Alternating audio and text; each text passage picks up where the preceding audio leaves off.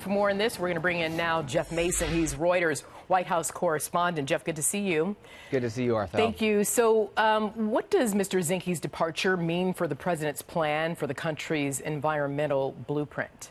Well, number one, it means the president has to find somebody else. And that's not a huge surprise in terms of looking at the number of people in the cabinet who were vulnerable to being either asked to leave or who were going to leave at the end of this year. He was certainly near or at the top of that list.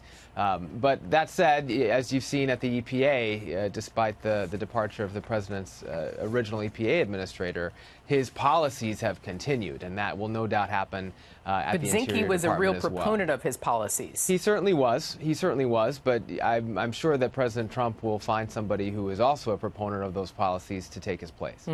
So is this cabinet-level shuffle, Jeff, a negative reflection of Mr. Trump's presidency on any level, or is this cleaning house a positive for his presidency? Well, I'm not going to say whether it's positive or negative. It's not unusual for there to be some turnover in an administration, certainly after a midterm election and a midterm election like this one, where the Democrats took control of the House of Representatives. And that is certainly one of the reasons why Zinke is probably leaving, because the many challenges and ethical issues that he was facing would have been highlighted even more when the Democrats have subpoena power. So, but that said, it's not unusual for there to be some turnover. There is, however, quite a bit of turnover in President Trump's administration, and has been really from day one. Yeah, it's unprecedented, actually, and we're going to get into it later in this newscast or a couple hours from now when Eric and I are back. But meanwhile, let's talk about another high-level personnel change, Jeff. Acting White House Chief of Staff, most likely a permanent position, to which Mr. Mulvaney will devote all of his time, while technically, it's my understanding, retaining his OMB title. I mean, do you know anything about that? How will this work, especially given the looming partial government shutdown? Yeah, it's tricky. I mean, this is something that is not something that you see very often, where you hold on to two really high-profile, really big jobs in the administration. This could be Mick Mulvaney's way of kind of preserving an off-ramp for himself if the chief of staff gig doesn't work out very well.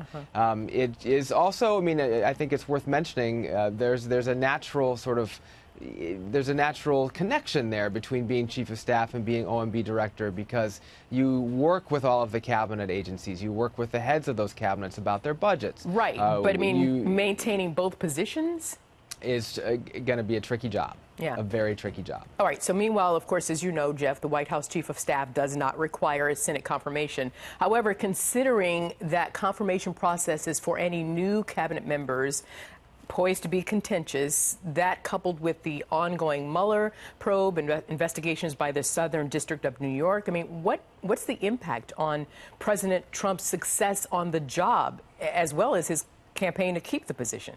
Well, indeed. I mean, and as we know, we're going to start seeing Democrats. We're already seeing Democrats put their name in the hat to potentially run for president in 2020.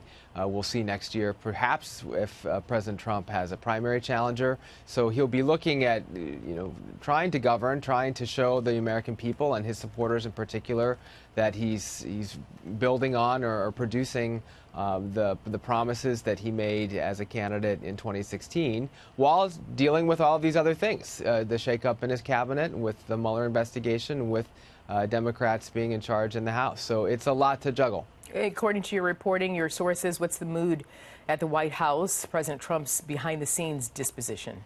You know, Reuters had an opportunity to interview the president this week, and I was in on that. And his demeanor at the time, it was just an hour or two after that pretty contentious meeting with the Democratic leadership in Congress, and he was in a fine mood. He was calm, perhaps not as jovial as we sometimes have seen him in that setting, but he was calm and straightforward. And as for other people at the White House, look, this is a White House that is accustomed to dealing with crisis.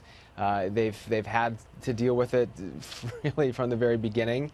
So it's not that's not new for many of the people who are in the president's orbit. I don't have a sense from working there that people are panicking. But I do think that the president and the people around him are in for a really big shift in January, and they know that that's coming.